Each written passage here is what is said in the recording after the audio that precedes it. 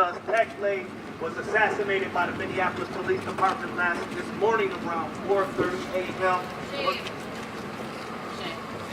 And we're demanding that any and all video footage related to the incident be released immediately. This is less than 6 months since Amir Locke was murdered and executed by the Minneapolis Police Department.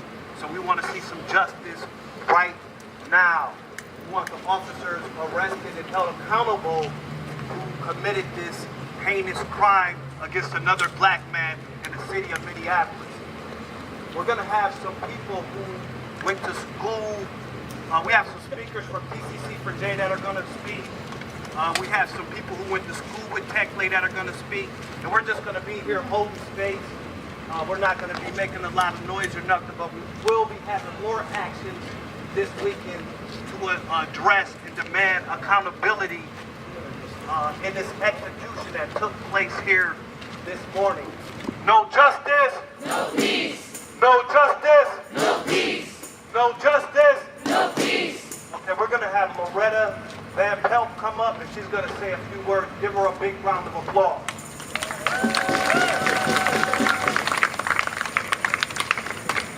We're live in the Seward neighborhood, Minneapolis. This is the building where Tekle was just killed this morning. And I want us to honor his life. I want us to continue to fight for justice. That's all we can do. Yeah.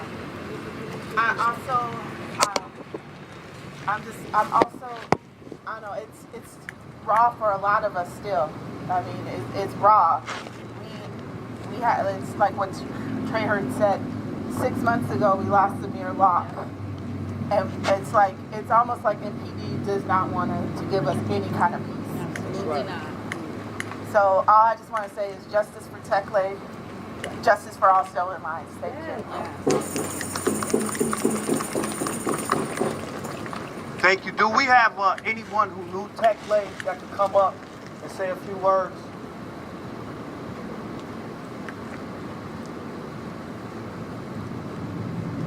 I think there were some students, the teachers, some of the teachers that knew Tekle could come up.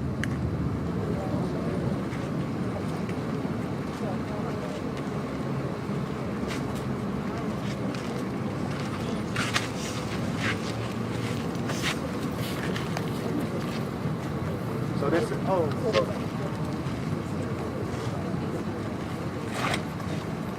so this is Tekle's sister right here. Janaea.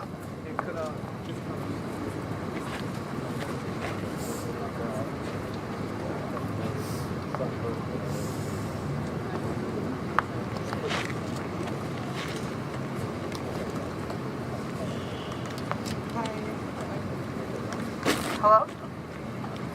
My name is Janaea. You watch the news and you think it's never going to happen to you. Especially in this place. I've been living here for over 10 years. And then I moved out. And one of my other brothers started living here. And then he moved out. And it was Tekle's turn to live here. He was about 8 years old. When he first went into the apartment, I have a picture of him sleeping with my cat in that corner. And it's just hard to think. The last night was his last night in an apartment with his cat. We got your back. We love you. I'm happy. I was scared to come here because I didn't know what to expect. I didn't know if anyone would come. But it means so much that all you guys have came. I don't know any of you. I don't know most of you guys. We love you anyway. We love you. But you guys, we love you too. And most importantly, you guys love Tekle. Through all of his good times and bad times. I just appreciate you guys being here.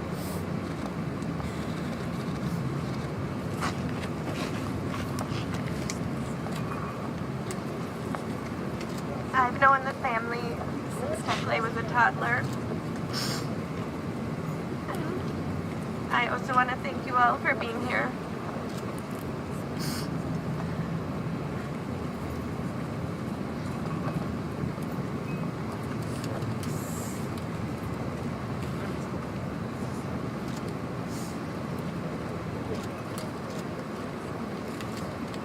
So, hey, just please give his sister and their friends a round of applause. And we're going to let them know that we're going to continue to have their back. We're going to continue to fight for justice for them until there's accountability in this situation. We're not going to do a lot of talking tonight. We're just going to hold space here for about another hour. So just meet each other, talk to each other, and continue to support his sister and their family and their friends. And we will definitely be getting out in the streets this weekend. So watch TCC for Jay's page, Black Lives Matter Minnesota's page, and we will definitely be out here demanding justice for Tekle. And we'll also be demanding justice for a situation that happened in Robbinsdale on July 5th, where another man was killed by police in Hennepin County. No justice. No peace. No racist. Police. No justice. No peace.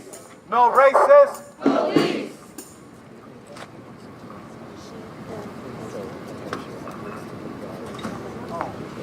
The Roosevelt teachers and students. Okay. Sorry. Roosevelt teachers and students. Happy to talk about Tekle. Because we love Tekle, number one. If you ever thought nobody would be here for Tekle, we're going to be here for Tekle. We're going to be here for Tekle, and we ain't going to stop because this ain't right. It ain't right. It ain't right. It ain't right. I'm going to say, Tekle was in my class. I'm a Roosevelt teacher, and he was a Roosevelt student, and he was in my, I teach farming. He was in my farming class for about a year and a half. He was busy. He just liked to be busy. Just busy. It didn't matter what it was. He liked to farm. So he put together so many different things for my class. He made the art. It makes me shake to think about the art that Tekle would do and send. Like, takes my breath away to think about his beautiful art. We used to have this piano in front of our school, right? Okay. We used to have this big piano. It was big. The school, we decided we didn't want it anymore. So we started taking it apart and taking little pieces back to the trash. The very last piece was like the heaviest piece. And you know who carried that piece? That very last piece was Tekle. And I said, Tekle, let me help you. I don't want to have you do all this all by yourself, all on your own. Like, oh no, I'm doing this. That is his love for life, his strength. And I just want to say love to all, so much love to all here. So much love to Tekle's family, so much love.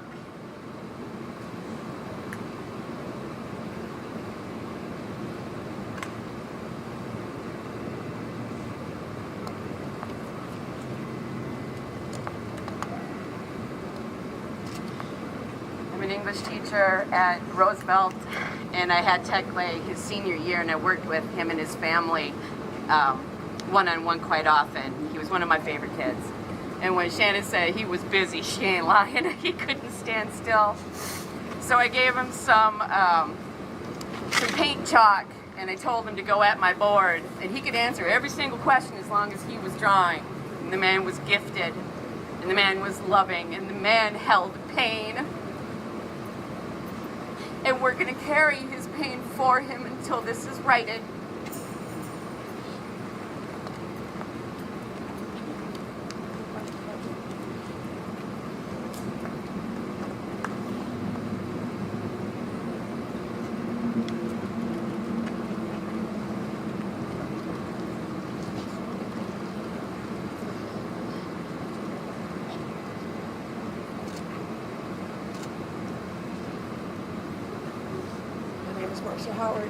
My name is Marcia Howard. I'm a teacher at Roosevelt High School, and I'm also a resident, a community member of George Floyd Square. And it was in our community meeting that we hold every morning that at 8:19 this morning, I got a text from my child. Mom, call me ASAP. And I got up out of the community meeting at the People's Way and wailed. And my community came and they didn't know why. That the anonymous person that was killed by police at 4:30 in the morning was my daughter's roommate's little brother. And then I said, what was his name? And then yet again, the MPD killed another Roosevelt student. And all I said was, this is too much. It's too much. I got on a plane to Akron to support them for a black man that was murdered that I don't know to come home and have it hit home. It's too much. It's too much. Listen, you are going to hear and read and see people snarkily, snidely, cruelly suggest that yet another black man called this upon themselves. I know this because from 9:30 this morning, from when I even mentioned it a little bit, they are all in my inbox. Fuck them. But let's talk about a tale of two cities. Come on now. On the same day, Come on. Say it. in Faribault, Yep. Say a it. man, upset, mentally ill, going through crisis, told the police after shooting a gun, shoot me. He said it again hours later in a standoff, shoot Say it me. right. Come on. And they tried every tactic available to them, including finally going in with less lethal weapons in order to, cleverly disarm him to save his life. That means they prioritize a human life. They didn't care that he was obviously mentally ill. They didn't care that he was doing the thing they call suicide by cop. All they cared about was preserving this person's life, which, is part of their oath. To do. Although now we've discovered they're under no obligation to do that. And I can accept that they're under no obligation to attempt to save a person from themselves. But to call this boy's parents here and have them stand out here and eventually go in and take their child's life. Yo, it's too much. It's too much. Too much. Now I want y'all to be really, really careful when you're reading the rhetoric. You need to tell them again. Tell them again. Repeat that last part. Tell them again one more time for them. Somebody say it for me. Too much. Come on. They called his parents up here, and they wouldn't let them do anything. On her birthday. They wouldn't. Why would they call the parents up here if they're not going to let him go talk to Tekle? Why would they do that to him? Why would they do that to them? So they could stand here and listen to the shots. Make that make sense. It don't make sense. I don't want to be up here, I want to hold space for Tekle. But y'all, when y'all hear these stories, don't let that shit confuse you. Make sure you search harder for the truth. All you reporters that you guys are harassing the family. You guys are putting out misinformation. You guys can't even get his name right. Get your shit together before you go out reporting misinformation. And to the Minneapolis Police, aside from the fact that you can't stop killing us, what y'all really need to do, aside from fixing that problem, you have another problem on your hands. How you treat the families of the victims. victims.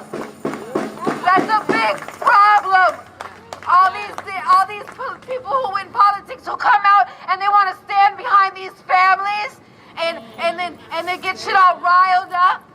But you don't know the truth.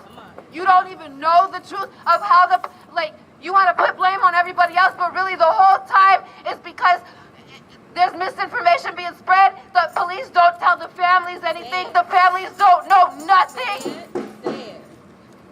They could have went up in there.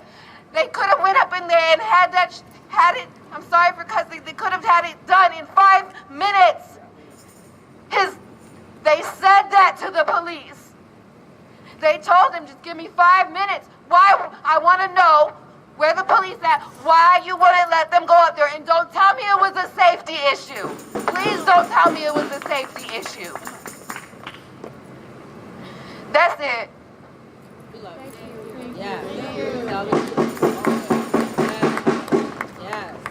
If they valued the life of that child, and to me, your child, he was 5 months short of his 21st birthday.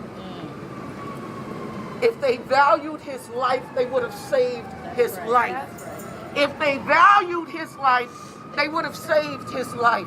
They would have allowed his parents to save his life. And they did not. They did not. They were as dismissive of their life as if they heard the bell at the end of their shift and say, whoop, gotta go. And they killed that child. The story in the news, like they called, they're working with the family and the negotiators and all of this. No, they weren't. You didn't work with them. Why did you even call them if you weren't going to work with them? You were not working with them. So don't spin that story. Toss Star Tribune, Care 11, I don't care who it is. Spin the right story. You want to talk to some people? Spin the right story. I'm so sick of y'all, Minneapolis. I can't. You can. I think it's incumbent upon anybody that calls themselves being in the media to be responsible in your journalism. I don't know whatever happened to the Fourth Estate, but I'm telling you, y'all got a job to do. You need to dig and find the real story. Because even at 10 o'clock at night, our thread at GFS, shit wasn't making sense. I don't mind cursing. I ain't in school. It wasn't making sense. And definitely at 4:30, it wasn't making sense. Come on. They were live streaming this shit. And they waited until people left. They waited until cameras went off. They had parents out here for no witnesses. That was an execution. Right. That was a desultory, shift's over. We're free to go now. But that was a person's life that they dismissed like it was just so much of a bother. Shift's over, and he is now dead. That was a whole person. That was an artist, that was a gardener, that was a wrestler, that was a brother, that was a friend. Come on, y'all. That was a whole person. And yeah, that was a person with mental health issues that precipitated it. But I'm telling you, I'm tired of Negroes being blamed for our own murder. Yes, for their own mental health. That's right. Our mental health matters. Yes. Guilty. So when I need help, I call on my community members and they come to me. Just like his parents came to him. And they wouldn't let them in. They said it was a safety issue. They'd evacuated this entire building. Right. The only life at risk was his, was Tekle's. And the only person that was a danger to his life was either himself or that boy in blue that ended it. And he, that man that walked in there, had a choice. And the choice he made ended up in death because apparently he didn't value that life. Now, there are going to be people who say, wait for the body cam footage. Well, where is it? Now. Oh, they love to exonerate themselves. Where it is. Oh, if they thought it was going to exonerate them, they would have put it out within minutes, right? Right? So where is it? Where is it? None. Could have waited him out. Yep. I cannot believe from 10:30 to 4:30 in the morning was too much time that they had to resolve that issue in a man who was in a building by himself. By himself. I'm telling you, they're going to spin it this way. They're going to say, oh, but what about the residents? We need to get them back in the house. This was a person's life, mind you. A person's life. If we value life, y'all just spent the last 2, 3, 4, 5, 6 years talking about Black Lives Matter. There's some of y'all real good out there been saying all lives matter. We've been in this great national debate about the sanctity of life. Right. So why didn't his life matter? Why? Why? This is a vigil. We are holding space. We are just standing in solidarity with a call for accountability and a remembrance of Tekle Sundberg. But I'm telling you right now, if you leave here, you need to tell the story of the family, where they say the story ain't adding up, the details aren't adding up, and even there is no logic in a person whose life was at risk that they decided to just end it for him. Make it make sense. Make it make sense. Make it make sense. Make it make sense. I really want to do a rally and cry. I'm too busy really crying. It's been, I'm right here. I'm right here. I think Patience, the photographer, goes, y'all thought that we've already gone through a reckoning, but the reckoning is coming. The reckoning is nigh. Y'all need to be real careful, because I don't even know if you know who Tekle was associated with. I don't even know if you know who's in grief right now. I don't even know if you know who nationally is going to pick this story up. There will be a spotlight yet again on the city of Minneapolis, because the city of Minneapolis just can't get it right. Can't get it right. They cannot get it right. And it's our job to help them. And sometimes, as my students know, them lessons be hard. They be hard. But you're going to learn.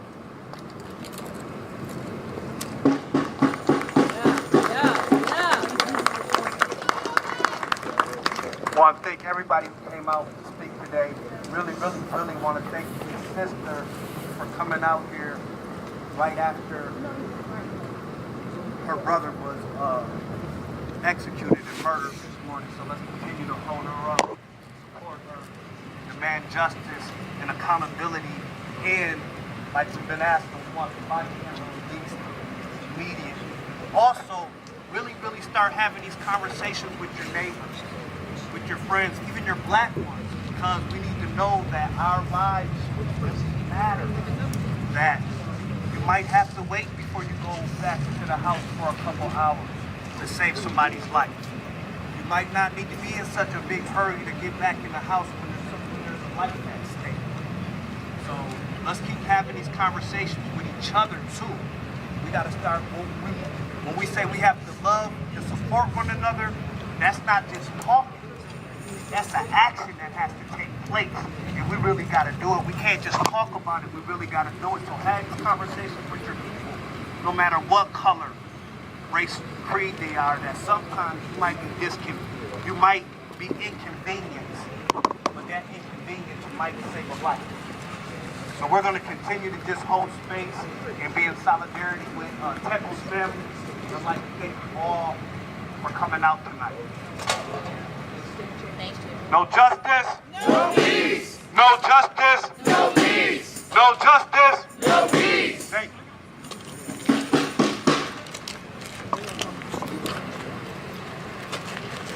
Henry.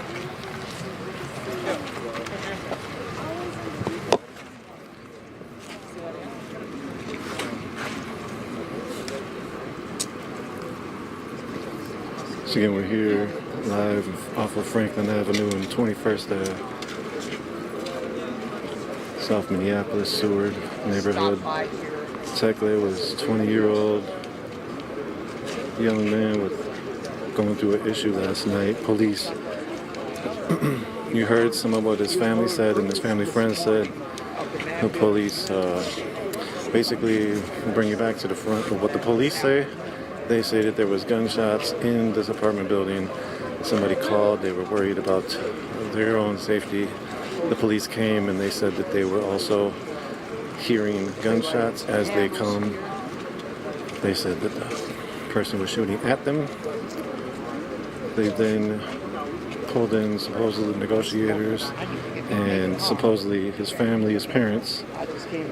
They say that they allowed them to do video messages with Tekle, but did not let them see the parents themselves. At 4:30 in the morning, the police must have rushed into the door and killed him. It was 2 officers that killed him, and I believe their names are public. Give me a few moments to pull that information up. Community out here.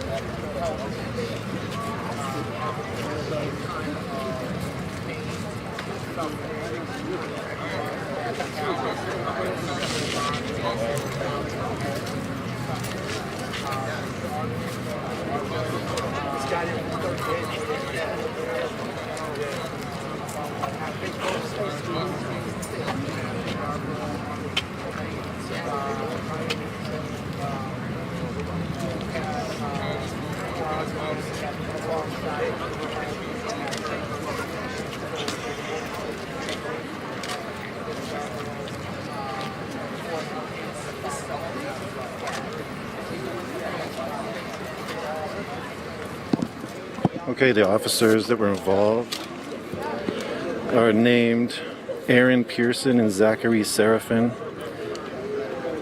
Aaron Pearson and Zachary Seraphin are the officers that killed Tekle. Aaron Pearson has nearly a dozen complaints, according to Communities United Against Police Brutality, who collect data and hold it on their website, cuapb.org. Aaron Pearson again had about a dozen complaints, 10 at least. 1 is still open. Everything has been closed with no discipline. And Zachary Seraphin has 3 complaints according to CUAPB, all closed with no discipline.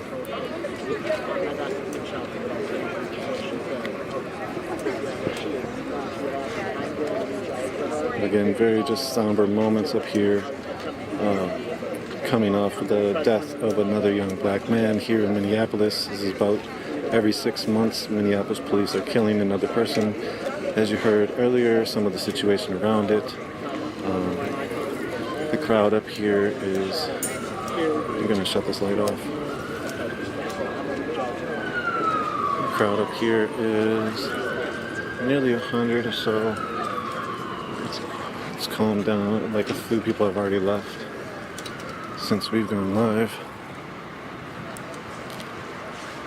You see that wall, on the other side of that wall is I-94, Interstate 94. That's how close we are to I-94 in this neighborhood, Seward neighborhood. Again, this is the apartment building. I'm not sure if that room up in the top left or the top right, one of those are possibly his room. I am not sure. But they both seem to have some damage to their windows.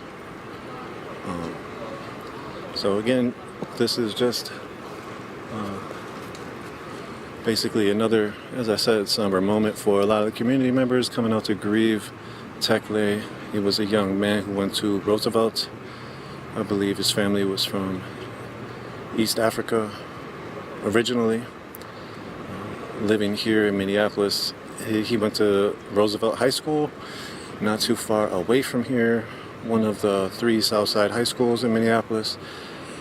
As you heard Marsha Howard, who was a teacher at Roosevelt, say, as well as Shannon and the other teacher at Roosevelt, they all spoke about Tekle, the type of person he was, type of lover, well, the type of love that he had, the type of artist that he had, that he was, and how he was a worker. You heard his sister talk about him living in this apartment basically for 13 years, essentially. Not really him the whole time, but her family living in this apartment building for the last 13 years or so, I think. She reminisced about how she still has a picture of him with her cat sleeping when he was, I believe, 8 years old, she said. So just, you also heard from a family member who said a family member supporter, I believe, of Tekle's family, who said that Tekle's family, his parents were called here by the police and they were brought here, and then they were not allowed to actually see Tekle, but instead send video messages, which is sort of similar to what they did with Isaac Aiden, where they only allowed video messages. And it's just a bad way to negotiate, from my understanding. When you're talking about a human, they came with at least 40 squad cars and SWAT units and armored vehicles, and they thought they were going to de-escalate the situation of a man in a mental crisis. But obviously, coming with that force didn't de-escalate the situation. And as you heard, Marsha Howard, basically, she was thinking that them killing him was based off of time. Shift change. Go in there, make your move, get done, go home. Instead, Tekle is dead, and the police get to go home. So this whole block was cordoned off for many hours last night. The standoff started, what they call this standoff, started at 9:30 p.m. It lasted till about 4:30 p.m. from my understanding. And again, there was an officer in a person in Faribault, Minnesota, who was in a standoff as well, what they call a standoff. He got taken in without being killed. Such wasn't the case for Tekle.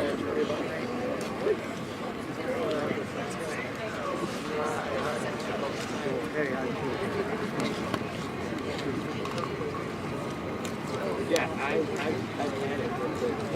That's what's been driving me all over Facebook. I don't want to hear nobody running down nobody. I'm like, you know what? Y'all ain't here to break chains. Y'all ain't evidently, y'all ain't about breaking chains, right? It works. Big facts, right there.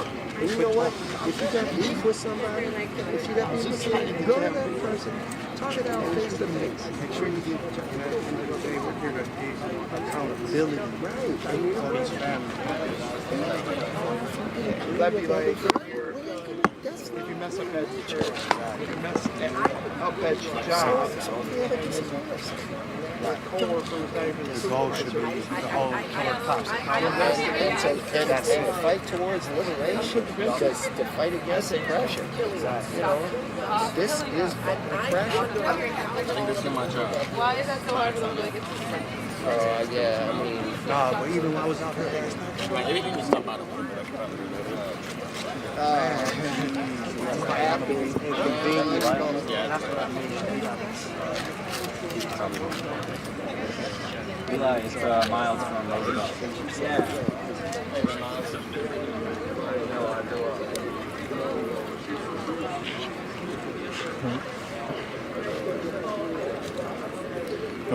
We were just over at George Floyd Square a few moments ago, filming a vigil / send-off for a fist that was going to Akron for Jalen Walker, killed by police 2 weeks ago in Akron, Ohio.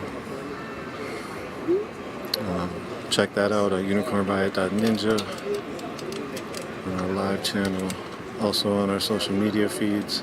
This is a vigil for Tekle. He was 20. He was killed by Minneapolis Police this morning at 4:30 a.m.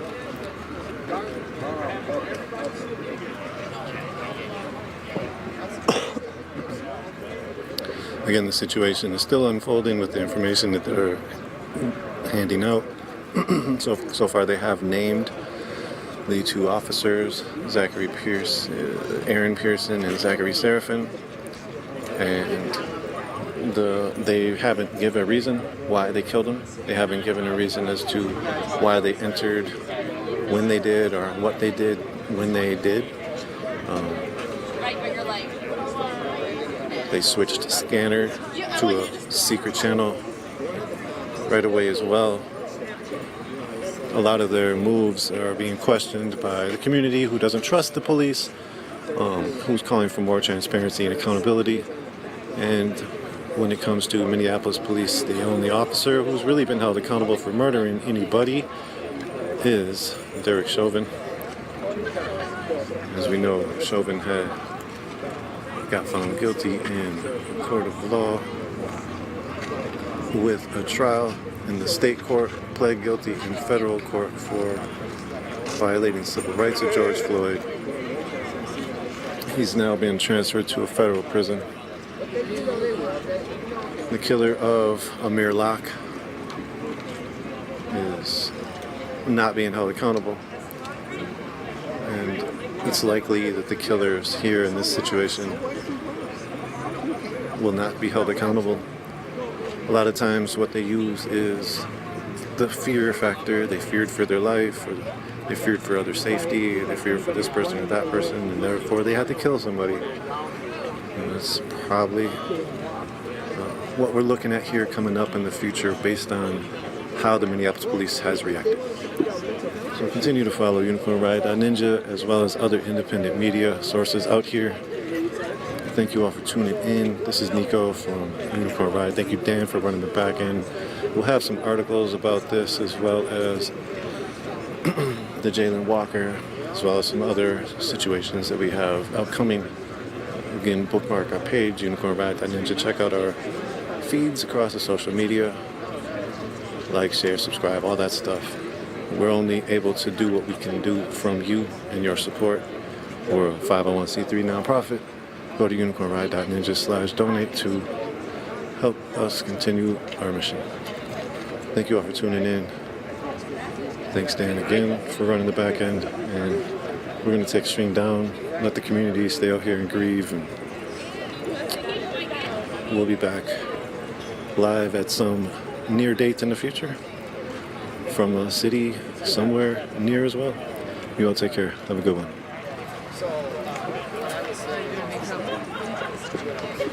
Watching how they spin the story, spin the try to spin it as, people's lives are over, but you can see people all this time, and then if they try to attack it on this angle of mental health issues, police officers who are out on looking all the way. Leaves and actually some of them discontinued detentions. So 250 cops have been issues according to their own. So let's not make mental health an issue where they go in and assassinate people because they're a danger. Because if that's the case, they got 250 of their own to go.